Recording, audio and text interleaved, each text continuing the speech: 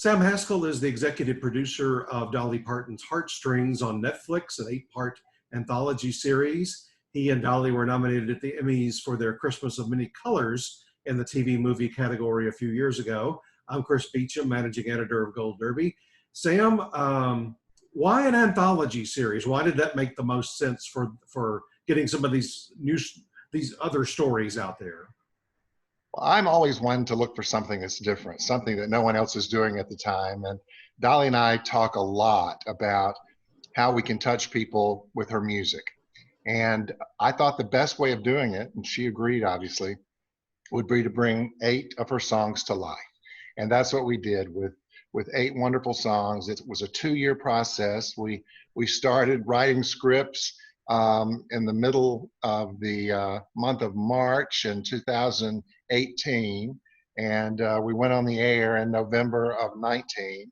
After producing all 8, we went to Atlanta to produce them. We had an incredible cast of 40 major stars who came in and did the 8 episodes with us.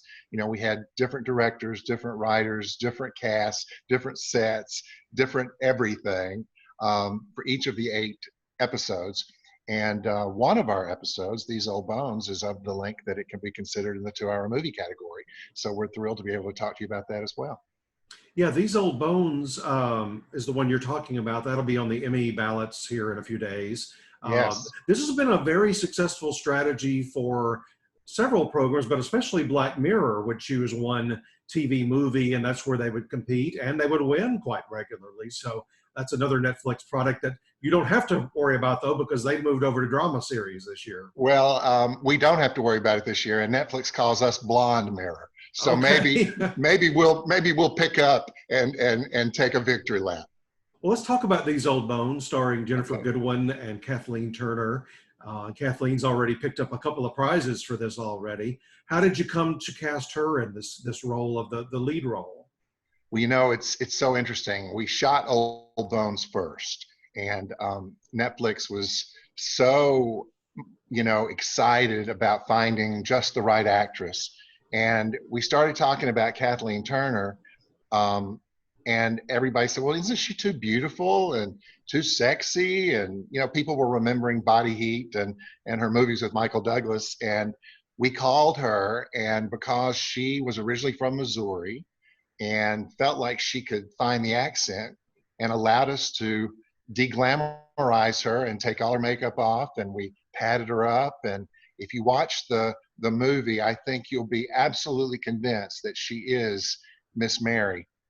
These Old Bones. She's Old Bones. And, the characters in the movie called her Bones throughout. And we also started calling her Bones on the set. And she very much stayed in character the whole time, and I think did a brilliant job. And when Dolly walked on the set the first time and saw her, she started to cry because she said, this is Miss Mary. This is Bones. And, the story, I'm sure Dolly shared with you in your interview with her.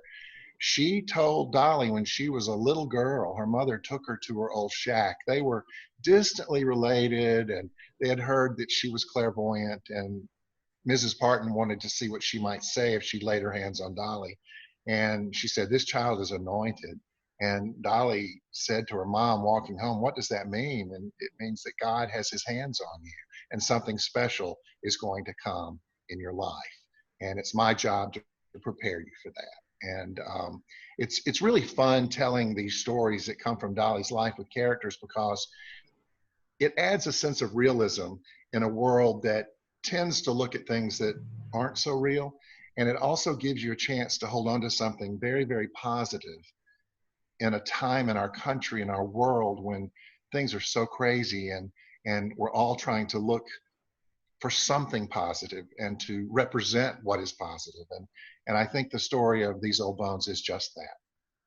You must have been so proud of your team, even beyond the cast, because when I watched this, the production design with the house there in the hills and the courtroom, that just makes you feel you're back at the turn of the century, plus your costume designers and hair and makeup, and all of these people just must have made you so proud.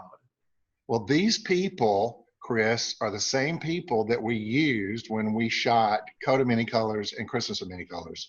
I would say that for Heartstrings, we had 85% of the team that we used on those movies to come join us on the series of movies. And Old Bones took place in the 40s during World War II.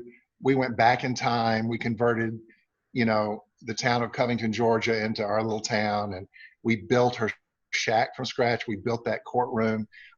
We just really wrapped ourselves around being transported back so that we could make it very real and very authentic.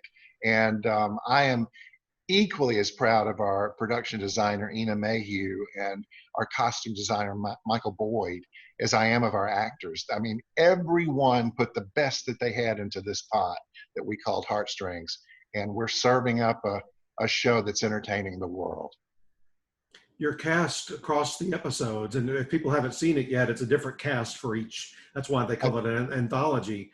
Yes. Everybody from Julianne Hough to Melissa Leo to I loved that you got to work again with Gerald McRaney, and you got Gerald Delta McRaney Burke this and Delta Burke and Kimberly Williams Paisley and Colin O'Donoghue, and of course Jennifer Goodwin in Old Bones with Kathleen was so wonderful, and Tim Busfield and Patty Wettig from 30 Something reunited for the first time in 30 years to play husband and wife in one of our episodes. And we had an incredible cast in Down from Dover that included Bellamy Young and Cameron Manheim and this wonderful little actress from The Americans called Holly Taylor, and a terrific young African-American actor named Shane McGee, who has just been cast in one of Spike Lee's new projects. And my daughter, Mary Lane Haskell, was in that one.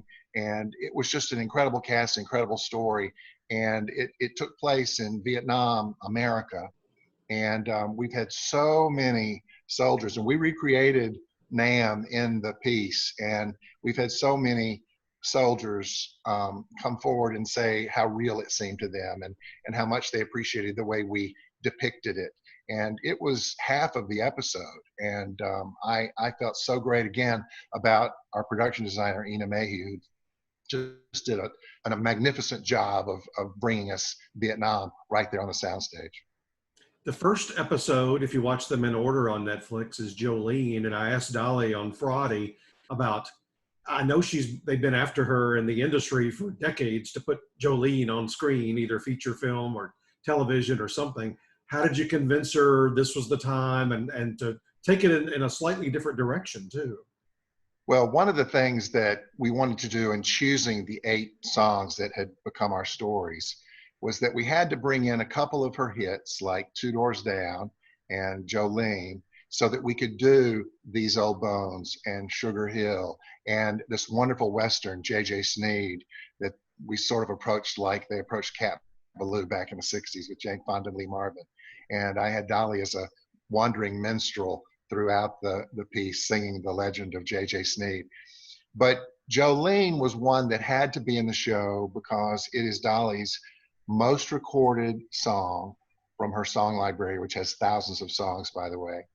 Her most recorded song, and the audience demand for Jolene was such that it had to be in the show. And we decided to pepper it up a little bit and have Dolly star in it too. So Julianne Hough was Jolene, and Kimberly Williams Paisley was her friend, and Dolly owned the bar where Jolene worked and was her advisor, substitute mom. And we were just so proud of the way it came out, and the audience reaction has been amazing to all the songs. But I think that Jolene obviously was one that just had to be there. One cast member we didn't mention, but you just mentioned that project. I don't know how the two of you got Mac Davis to do something. We haven't seen him in a while, and he used to be one of my I remember his variety show in the 70s. Yes. How did you get him on board? Well, Dolly and Mac have been friends for years and years and years. And Mac's manager, Jim Morey, has been a good friend of mine for 40 years. And we had this part of this reverend who dealt with the tribal groups in the Old West that made up part of our story. And he probably drank a little too much and caroused a little too much. And I said to Dolly, "Do you think Mac Davis would do this?" She said, "Oh, I know he would. Let me call him." And so she called him, and he was delighted to do it. And we loved having him. And our other cast members in J.J. Sneed, which was the episode he co-starred in, Colin O'Donoghue and that group all came together, and they ended up getting together for lunch and brunch on days off, and all sort of bonded together. And Willa Fitzgerald, who was the female lead of the piece, sort of had a fatherly image to look up to. And he was just amazing and fun. And when we did the big premiere at Dollywood back in November, he was right there front and center, just so proud to be there. When I was doing my research for her interview, and I'll tell you this too, maybe both of you can work on this, I was astonished he's not in the Country Music Hall of Fame. And Dolly was too, and I told her in the interview the other day, the two of you need to work on that. Maybe he could be in the next batch. I'm really shocked. Maybe he could. He was as big as any country star in the 70s, I would say. Exactly. He had the crossover appeal, and he was a really good songwriter. Well, I remember his song, I Believe in Music. I think I used to sing that riding my bike to school. I loved Mac Davis and just was thrilled to get to spend time with him and to meet him and have him be a part of our show. I know you've represented and worked with lots of country music stars over the years. What was your impressions of the Ken Burns documentary from back last September? I think Ken Burns deserves an Emmy. I think he's amazing, and I have followed his career for years. And I thought what he did with the country music business in terms of the way he approached his stories was incredibly on point, correct, and educational. And I think that's one of the things about Ken Burns that's so wonderful, is that he teaches you while he entertains you. And I love that. Did you even learn stories you didn't know before? About other artists, I knew all the Dolly stories, of course. Right, but about other artists, yes. And I think his research really played out well for him, because a lot of people have commented that they learned things that they didn't know. And I think that's all part of the educational aspect of what Ken Burns does. And he's always so respectful to whatever subject he's covering. He doesn't take a side of this or that. He just wants to have interviews, wants to have the footage, and let people interpret it for what they want. Exactly. And I'm a big fan of his, so I hope he does well in this year's awards. Well, I know you served on the TV Hall of Fame committee years ago. You might have even been chairman at least one year. I was. I don't understand how Ken Burns isn't in the TV Hall of Fame. He should be. It's been about 15 years since I was chairman of the TV Academy Hall of Fame. So those people who followed me should have put him in there. Maybe he still will be. Well, when you were on it, he hadn't been around and done as many projects. But now, going back to, I would say, Civil War especially, that was around 90. So he's been doing this over 30 years. I think now's the time for him. It's time. And he should be nominated. And I'm sure that we could both think of some people that we could call and check that out. Netflix. This is your first time working with Netflix. Tell us about that process.